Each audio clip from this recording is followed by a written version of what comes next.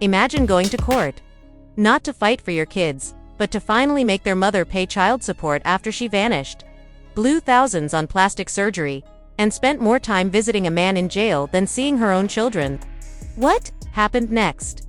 Let's just say, the judge's reaction shocked everyone in the room. Mr. Cluff returned to court, this time in the role of petitioner. With a sense of relief, he explained to the judge that they had finally located Mom after a long search. When asked what brought him in, he said he was there for justice, that, after giving so much, it was time to get something back. By something, he meant money. He had been providing financial support despite her absence, and he felt it was time to address that imbalance. Before getting into the details, the judge asked if the children were once again waiting in the car with the family dog. Cluff explained the kids were safe with a neighbor, but the dog had been hit by a car and now relied on a small wheelchair. The judge expressed sympathy for the dog's condition but was glad to hear the children were fine. As the conversation continued, Cluff became distracted, glancing around the courtroom until the judge firmly reminded him to keep his focus. After a quick apology, the judge encouraged him to continue, noting that he had filed the case some time ago. Previously, there had been a lawsuit against Mr. Cluff, and the other party hadn't even bothered to show up, something the judge pointed out while reminding everyone to keep quiet and stay focused.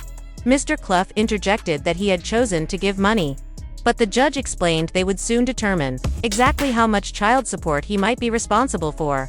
As the exchange continued, a sudden distraction interrupted the flow. Someone commented that God doesn't like ugly, and another person blamed the interruption on bad weather. The judge quickly stepped in, instructing everyone to address comments only to the bench and not to each other, before turning attention back to Mr. Cluff.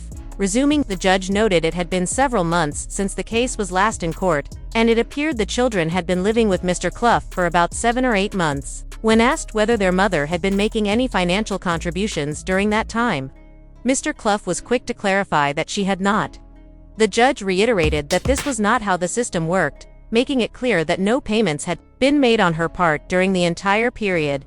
When asked whether the children's mother had at least been visiting them, Mr. Cluff said no, but she had made time to visit the man in jail she had run off with. The judge recalled this was the same man who'd been involved in the incident, where people couldn't see inside the car.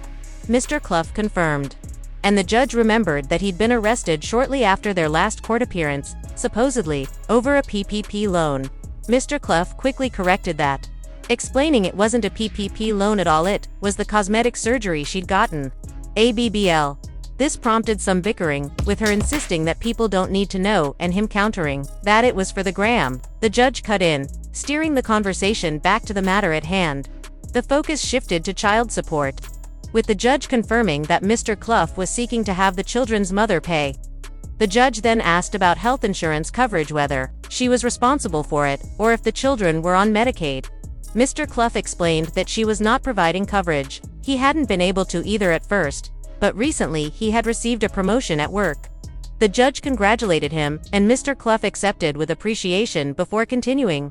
Mr. Cluff explained that, after receiving a promotion to manager at McDonald's, he was earning a bit more and had been able to place 2 of his children on his health insurance plan, though he couldn't afford to cover all of them through that policy.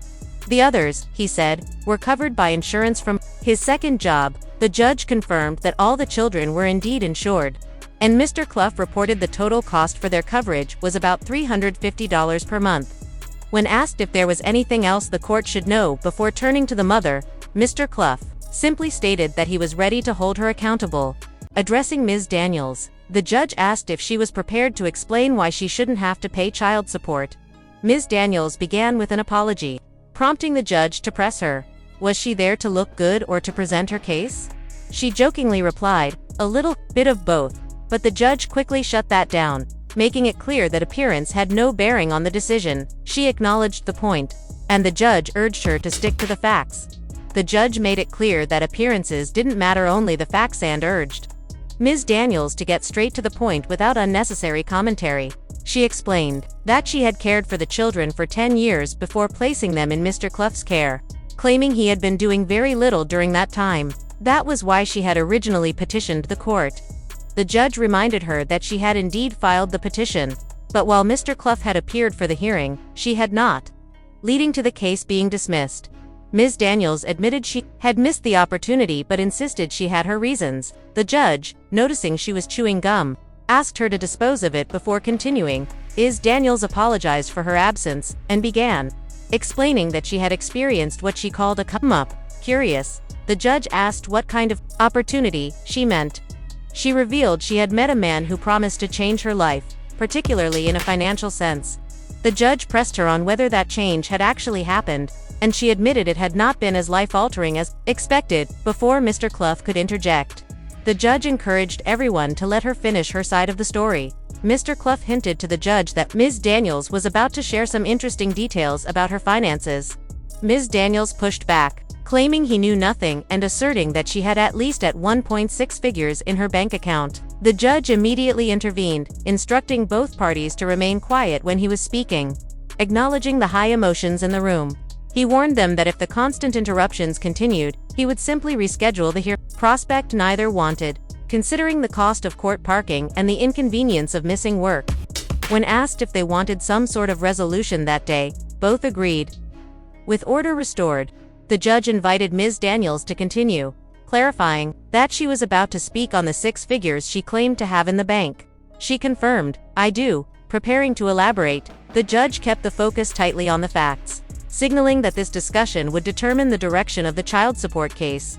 The judge pressed Ms. Daniels for specifics, asking exactly how much money they were talking about when she claimed to have 6 figures in the bank. She estimated around $300,000 to $400,000, but quickly became distracted, coughing and brushing it off as allergies. The judge moved the conversation to her annual income, requesting a straightforward number. Ms. Daniels hesitated, explaining that her earnings depended on the year, how many promotions she received, and how much various companies chose to invest in her. Growing impatient, the judge reminded her that there were other cases to hear, and that he expected a simple answer to a simple question. Under pressure, Ms. Daniels admitted her yearly income could range anywhere from $30,000 to $100,000, depending on opportunities. The judge decided to use the higher figure for the purposes of the discussion, signaling that this would set the tone for any calculations moving forward. The judge, frustrated with the slow pace, reminded Ms. Daniels that time was being wasted and pressed for clarity. He asked whether her income came from an employer or if she was self-employed. She replied that she was an influencer. "What do you influence?" the judge asked. "The world," she said confidently. The judge shot back that her world clearly didn't include her 5 children, since she hadn't visited them in months and provided no financial support. Ms. Daniels tried to explain that it had only been the past couple of months, but the judge cut her off, pointing out the contradiction. Mr. Cluff attempted to add a jab about her BBL surgery, but the judge brushed it aside, quipping that he was about to make the numbers go BBL. Instead, Ms. Daniels asked to speak briefly and claimed that her recent earnings had declined due to inflation and lower client payments. The judge pushed for specifics, asking directly how much her BBL had cost. It was clear he was drawing a line between her personal spending and her lack of financial contribution toward the children. Ms. Daniels insisted she hadn't paid for the cosmetic work herself, explaining that she'd gotten more than just a BBL, she'd also undergone breast augmentation, joking that she had tube sock breasts before. Altogether, she estimated the procedures cost around $354,000, covered by someone else.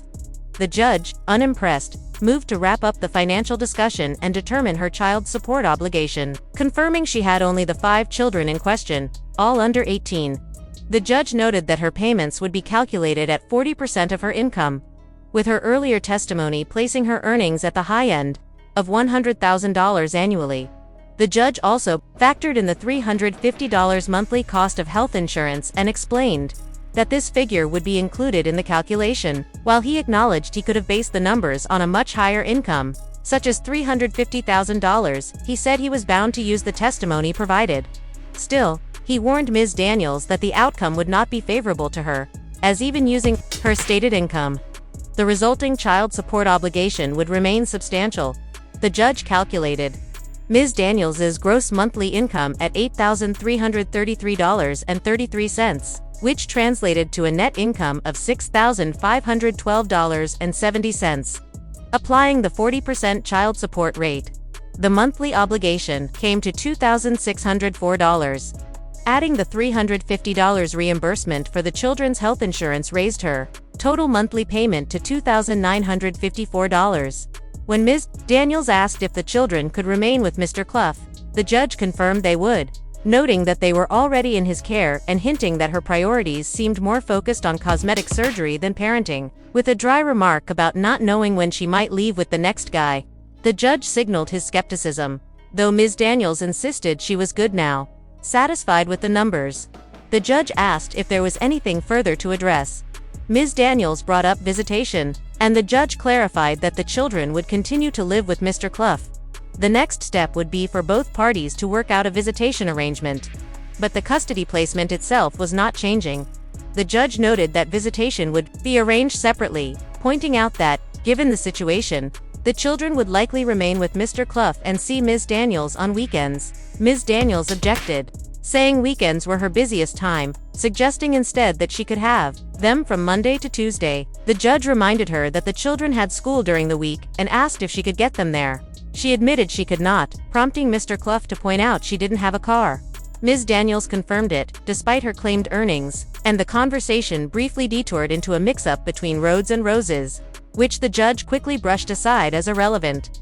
With no further matters to address, the judge turned to Mr. Cluff, who confirmed he had nothing more to add. The judge then dismissed the case, thanking both parties as they left the courtroom.